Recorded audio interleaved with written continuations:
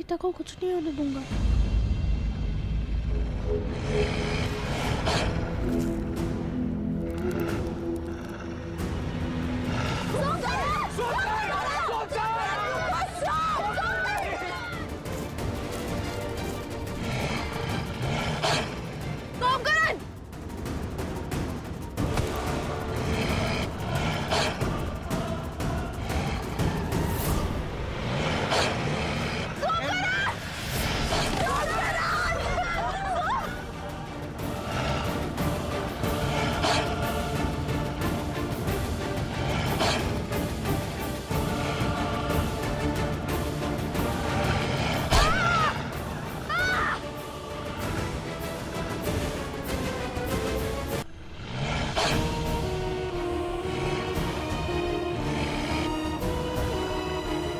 सोमकरण पुत्र,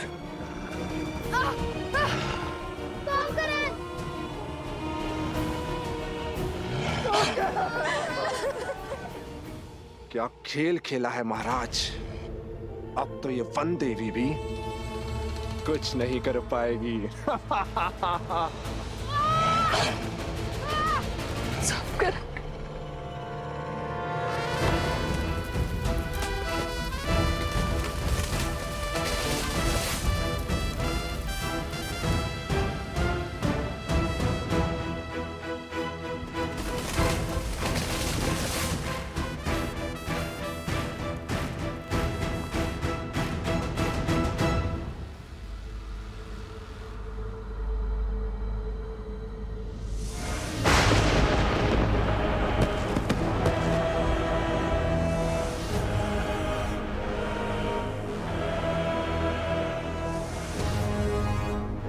भैया अब ये किसे पुकारने लगे? वानर सेना कम थी, जब और संकट आ पड़ा।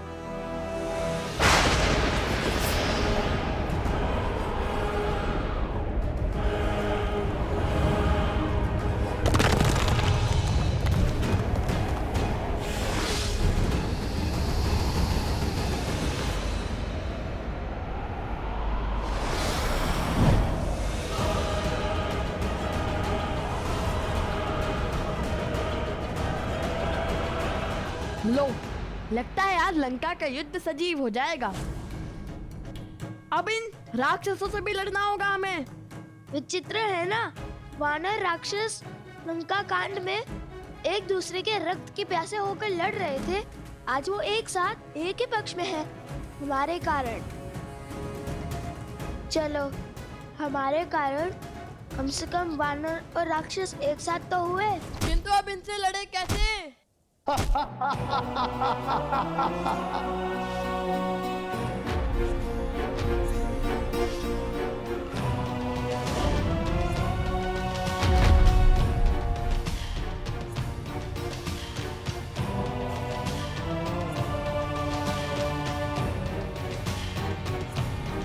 सोचो, कुछ सोचो। वो धनुष तक कैसे पहुंचेंगे हम?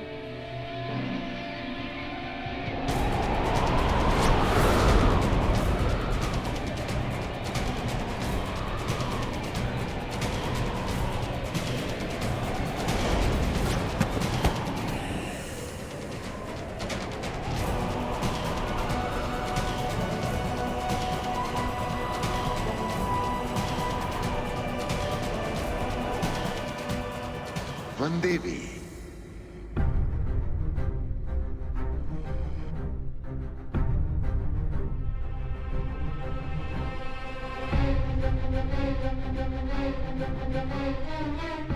तुम बोल सकते हो?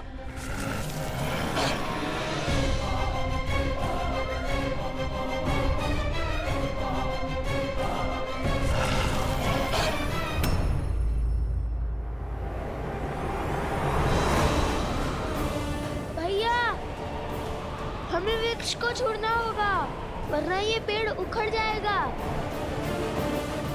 मेरा हाथ पकड़ो कुश।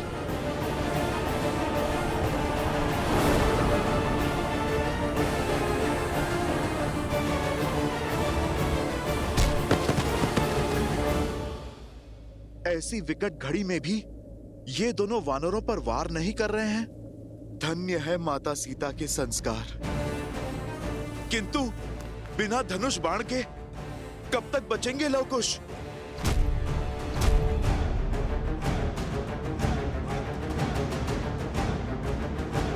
कुश, अब एक ही मार्ग है। मैं इनका ध्यान भटकाता हूँ और तुम जाके धनुष लाओ।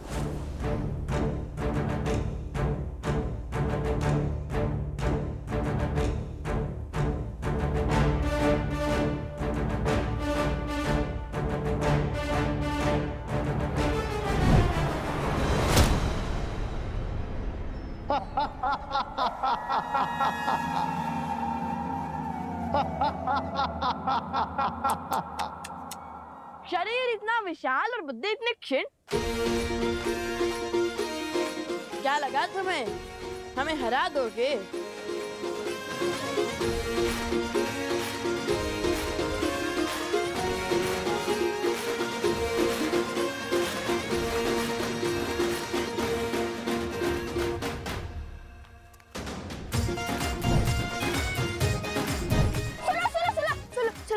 सुना है? बड़े चप्पल हो, बड़ा ऊंचा कूद करते हो। पकड़ सकते हो तो पकड़ कर दिखाओ।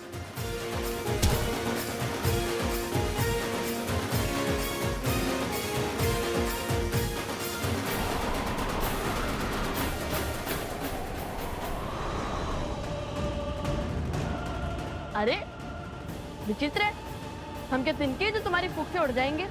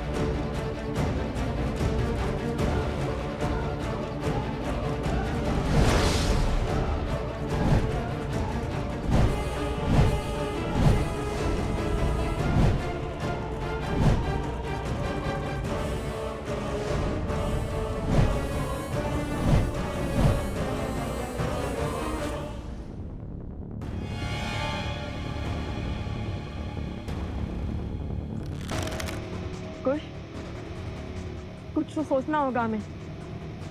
अंधेरे में इनकी शक्ति बढ़ती है, ऐसे नहीं हरा पाएंगे हम इन्हें।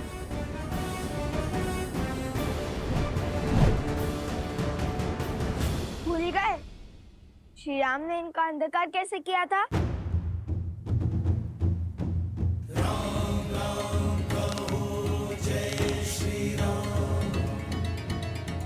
असतो मा सद्गमय तमसो मा ज्योतिर्गमय मृत्योर्मा अमृतं गमय।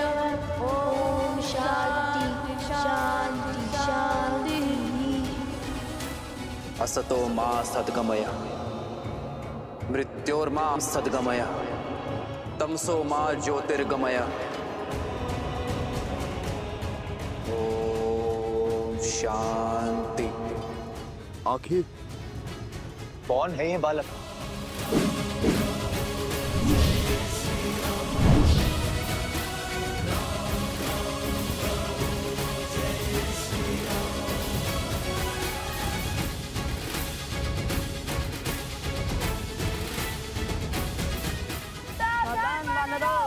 नहीं, क्या ये वानरों का वध करने वाले हैं?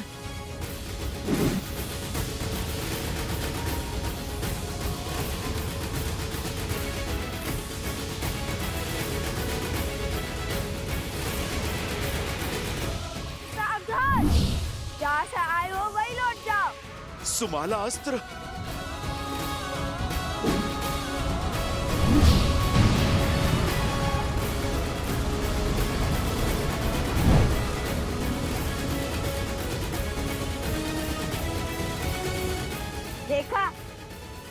ना श्री राम की सेना को क्षति पहुंचाए, हमने अपना कार्य सफल कर दिखाया।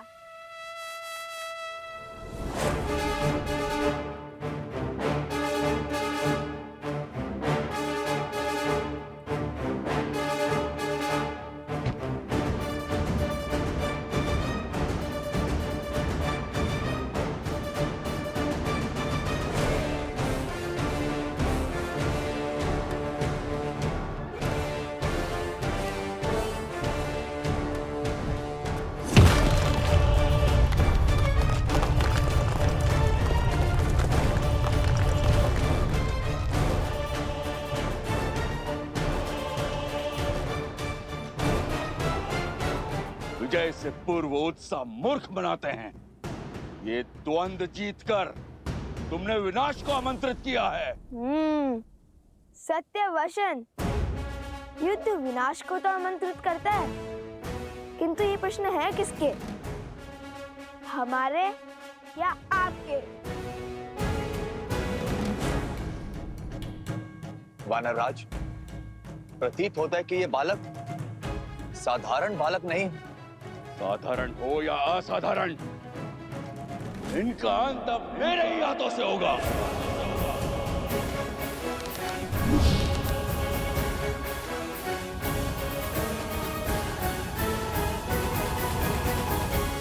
क्या हुआ? चौंक गई वनदेवी? कौन हो तुम? अपना परिचय दो। मुझे परिचय की क्या आवश्यकता है? पुराना शत्रु हूँ तुम्हारा। वाद विवाद का समय नहीं है, ना ही ये समय जान पहचान खोजने का है। यदि तुमने अभी इसी क्षण अपने प्राण नहीं लिए तो मैं इस बालक को मार दूंगा। सौकरन, अरे मायावी भेड़िया, वनदेवी को कैसे जानता है? वो कह रहा है कि पुराना शत्रु है। ऋषिवर, बात कुछ गहरी लगती है। कौन है ये वनदेवी और इस दुष्ट का इनसे कैसा नाता? इस दुर्घटना के पीछे का कारण तुम ही हो। इस कथा का आरंभ तुमसे हुआ था और अंत भी तुम्हारी मृत्यु से ही होगा। तुम्हारी बातें ना तो मुझे भयभीत कर पाएगी और ना ही आश्रम वासियों को। यदि मेरी मृत्यु आई तो उसके स्वागत के लिए मैं सज्ज हूं, किंतु ये बालक, ये मेरे पुत्र समान है और कोई भी माता अपने जीते जी अपने संतान पर कभी आँच नहीं आने देगी।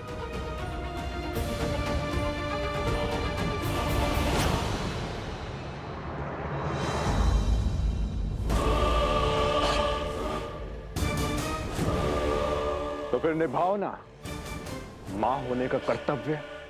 विलंब किस बात का? अपने प्राण देकर इसका जीवन बचा लो।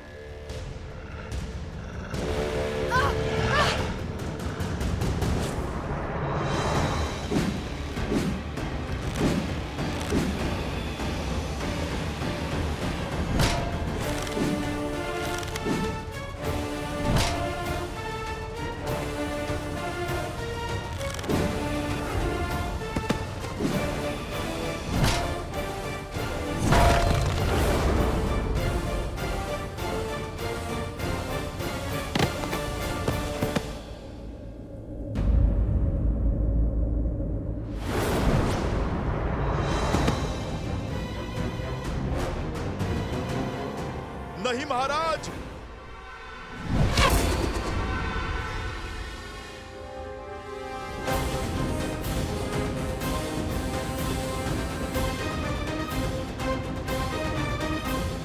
क्या हुआ महाराज? बड़े क्रोध में लग रहे हैं आप। लगता है अब अभ्यास हो गया है। पहले क्रोध में आकर बिना सोचे समझे आगे बढ़ना और फिर लड़खड़ाकर गिरना।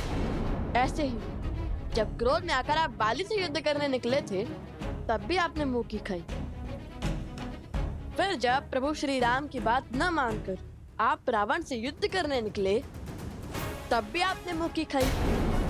अरे वो तो प्रभु श्री राम ने रावण का छत्र काटकर आपके प्राणों की रक्षा की, किंतु यहाँ तो वो भी नहीं है और हनुमान जी भी बंदी बने हुए हैं। भरत जी, लक्ष्मण जी और शत्रुघ्न जी ये भी मूर्छित हैं। कौन करेगा आपकी रक्षा?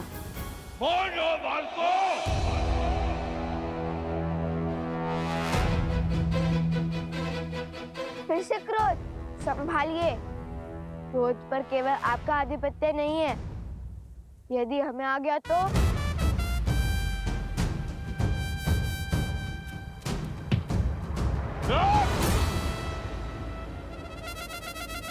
कहाँ गया कायर?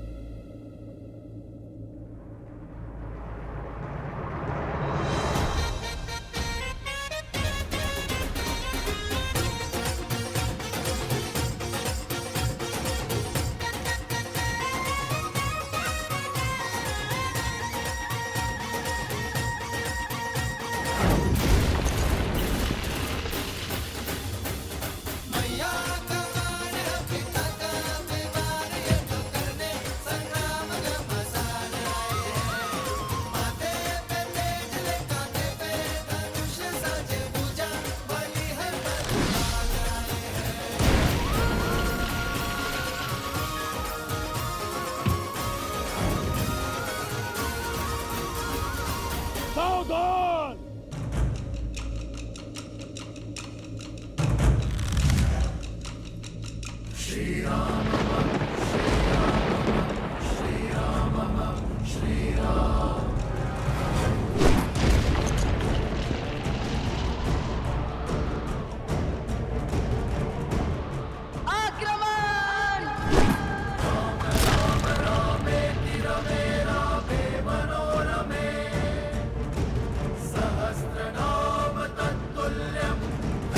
वानराज!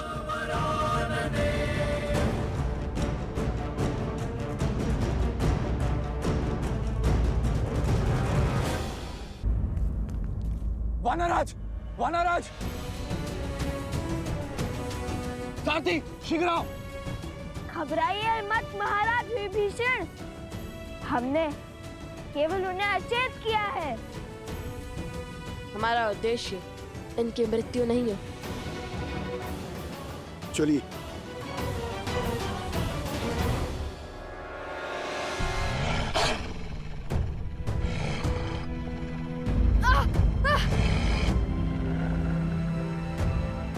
तो तुम्हारा उद्देश्य मेरी मृत्यु है?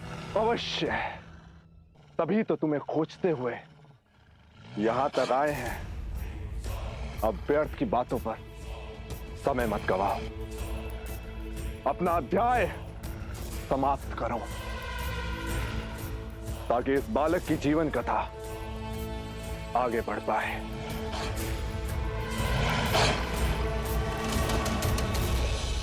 है वनदेवी का सत्य, और ये भेड़िया वनदेवी के प्राणों की आहुति क्यों चाहता है?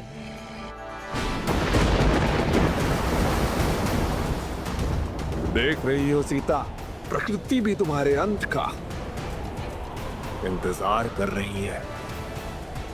अब कोई बल तुम्हें नहीं बचा सकता, और तुम्हारे वो पुत्र भी यहाँ नहीं है।